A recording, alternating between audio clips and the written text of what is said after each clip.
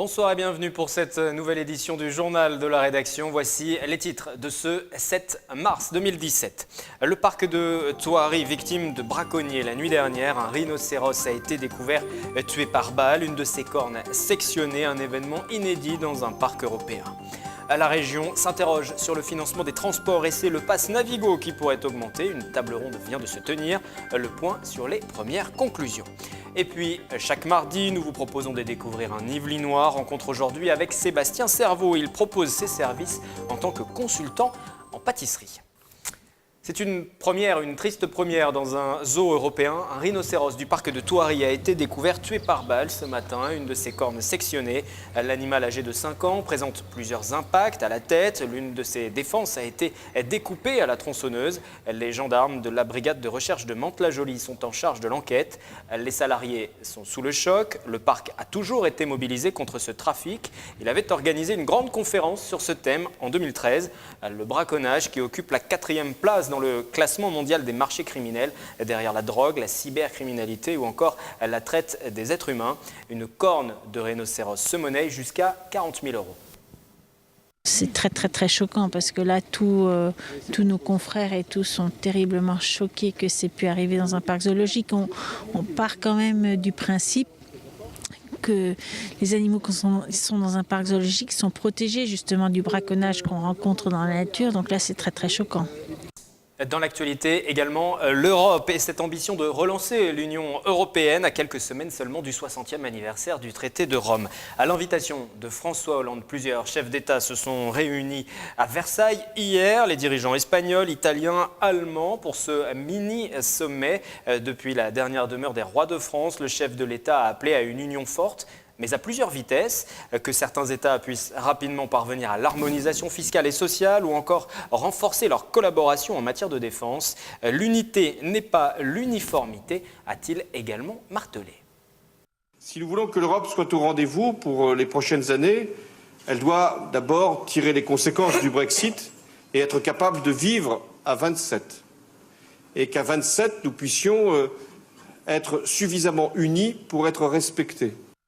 C'est une problématique essentielle pour le développement de la région Île-de-France. Comment financer les futurs investissements dans les transports en commun? Experts et politiques se sont réunis. C'était ce matin à Paris, à l'initiative du syndicat des transports en Île-de-France. Ils ont discuté de cette thématique, un enjeu majeur alors que les sources de financement se tarissent. Quand les investissements, eux, doivent augmenter. En toile de fond pour les usagers, c'est une augmentation du pass Navigo qui se profile. Les précisions sont signées Nicolas Kirilovitz.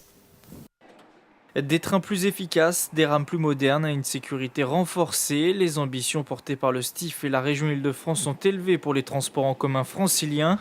Mais alors comment les financer? D'ici 2030, plus de 20 milliards d'euros d'investissements sont prévus. Nouveau matériel roulant, nouvelles lignes comme le tram 13 dans les Yvelines ou encore le Grand Paris Express. Il faut donc trouver des ressources supplémentaires qui pourraient déboucher sur une nouvelle hausse de la tarification pour les voyageurs.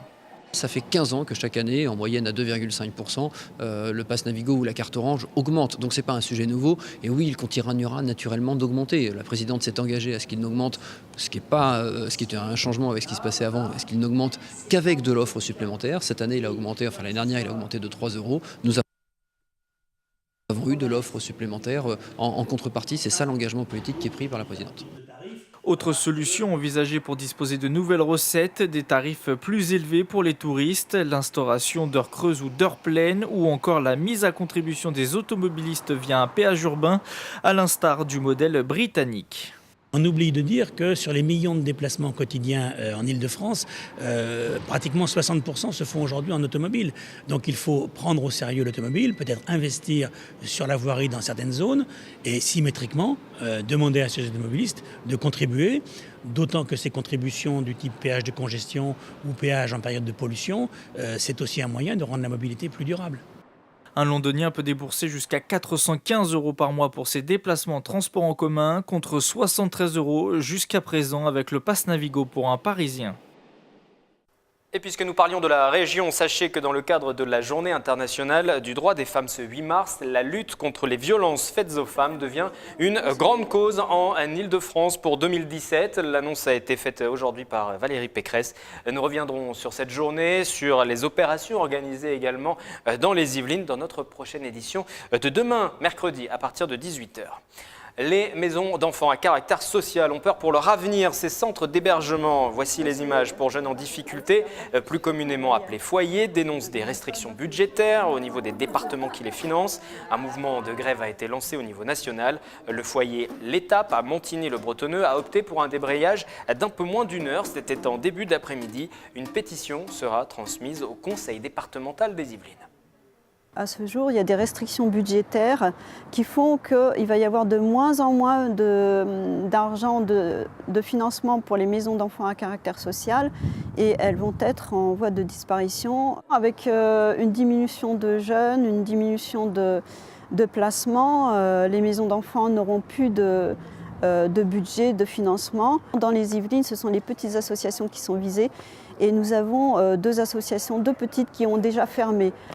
Santé maintenant avec le sujet de la dépendance du maintien à domicile des seniors. Des entreprises sont engagées sur ce marché et c'est le cas d'une société élan-courtoise, Blue Linéa. Elle a développé un nouveau projet d'EHPAD à domicile, établissement public d'aide pour ces personnes seniors. Le reportage est signé Patrick Jacques de Dixmude et Nicolas Dandry. Prolonger l'espérance de vie des seniors, c'est l'objectif de l'entreprise Blue Linéa. Elle propose des objets connectés comme ce bracelet GPS pour accompagner les personnes âgées au quotidien. Pourquoi aujourd'hui il y a des gens qui vieillissent mieux que d'autres? Alors c'est intéressant de suivre leur activité, de suivre leur présence, mais ça ne suffit pas. Il faut aussi s'intéresser à leur état psychologique. Donc nous télésuivons des personnes sur les aspects psychosociaux et ainsi nous arrivons à contribuer à ce que des personnes âgées vieillissent mieux à leur domicile, bien évidemment. L'entreprise propose aussi des détecteurs de chute et fait des suivis du poids et de la température, des données directement envoyées à la plateforme de Blue Linéa, des dispositifs déployés dans toute la France et plus récemment en Allemagne. En 4 ans, nous avons vécu 900% de croissance de notre chiffre d'affaires. On est passé de 6 collaborateurs à une petite centaine. Et nous sommes passés de 0 client particulier à près de 17 000. Alors, chez nous, la dépendance, ça n'existe pas. La perte d'autonomie, ça n'existe pas. Nous, on parle de réussir à prolonger l'espérance de vie en bonne santé des seniors. 92% des personnes âgées de plus de 75 ans restent à leur domicile. Près de 1,3 million de seniors sont dans une situation de dépendance.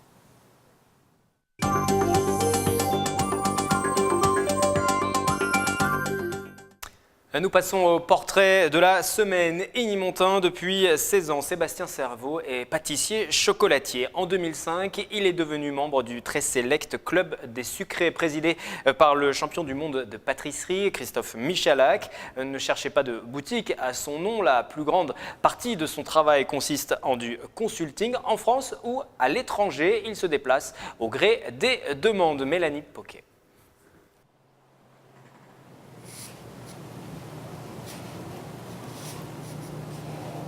Il commence toujours par un dessin. Des traits de crayon et la pièce prend forme. Sébastien Cerveau n'est pas dessinateur, il est pâtissier chocolatier. Je l'ai dans la tête, mais entre ce qu'on a dans la tête et ce qui va être réalisable, c'est pas toujours facile. Donc j'ai besoin de me poser, d'être sur un dessin avant de pouvoir me lancer à la transformation avec le chocolat. En fait, ça dépend ce qu'on me demande. Des fois, ça peut être par exemple un entremets où il y a plein de textures à l'intérieur. Donc moi, dans ma tête, déjà, j'ai mes idées. Donc il faut juste que je le mette sur un papier pour après me rendre compte un petit peu de ce que ça va donner. Mais en l'occurrence, le dessin m'aide vraiment à m'asseoir sur quelque chose et après à partir plus facilement sur mes essais. Alors là, c'est une petite quantité parce que j'ai qu'un seul bateau à faire. Mais après, quand on travaille en série, on travaille avec une poche. Diplômé il y a plus de 25 ans, il s'oriente très vite vers la pâtisserie. De grandes adresses françaises pendant 20 ans, puis à son compte. Ce jour-là, Sébastien met la touche finale à un modèle autour de Pâques. Pendant 2 jours, il sera dans le Gers, dans un lycée professionnel. Je bouge énormément en France, mais surtout à l'étranger. La semaine prochaine, je suis au Maroc. Après, j'enchaîne avec la Chine. J'ai fait donc les États-Unis, le Japon, le Mexique. Enfin voilà, beaucoup de pays sont demandeurs de la pâtisserie, la gastronomie française. Le consulting, en fait, c'est un client qui me sollicite pour une demande bien particulière. Ça peut être une création de cartes pour un restaurant, ça peut être un renouvellement de cartes aussi, ça peut être un établissement qui va ouvrir et qui veut recruter son personnel, qui veut former son personnel, manager aussi. Donc ça, c'est mon rôle. Je ne fais pas que de la création, que de la pâtisserie, je fais aussi le management. Autre facette de son activité, depuis 3 ans, chaque mois, il distille ses conseils dans le journal du pâtissier, un magazine professionnel avec le photographe Thierry Caron. On a eu beaucoup de retours positifs de la part des lecteurs. Donc il y a eu un sondage de fait et notamment les professionnels que je rencontre sur les salons ou quand je fais des formations, quand je me déplace à l'étranger également. Donc des retours très positifs. Donc c'est très intéressant de voir que les recettes que je peux mettre dans le magazine sont lues mais sont aussi exécutées. Sébastien Serveau est aussi l'auteur d'une dizaine de livres de pâtisserie, de quoi vous mettre l'eau à la bouche. Et pour terminer ce journal, nous parlons culture à présent. Dans le cadre du projet éducatif Génération Lully, les habitants de Trappes étaient invités la semaine dernière à découvrir le spectacle Atis en folie, une création du Centre de musique baroque de Versailles, joué pour la première fois en France. C'est une parodie du célèbre compositeur Jean-Baptiste Lully, chant, musique, marionnette, comédie. Le spectacle fait appel à de nombreuses compétences, tout ça pour un même objectif, faire rire. On écoute le metteur en scène et il était au micro de Camille Lambert. Ces pièces-là, on peut vraiment dire que ce sont les ancêtres de la comédie musicale, alternance du parler et du chanter. Donc il faut savoir vraiment bien jouer et naturellement chanter, parce que c'est du niveau de l'opéra. Le public est réceptif aujourd'hui aux mêmes choses qu'au XVIIe siècle, sur tous les degrés de l'humour. Il y a énormément d'humour grivois dans ces parodies, mais aussi un humour qui fait allusion à toute la culture de l'époque et à tout l'environnement théâtral. C'est la fin de ce journal. Les programmes se poursuivent sur notre antenne. Ils sont aussi à retrouver sur notre site internet et notre application mobile. Très belle soirée sur TV Fil.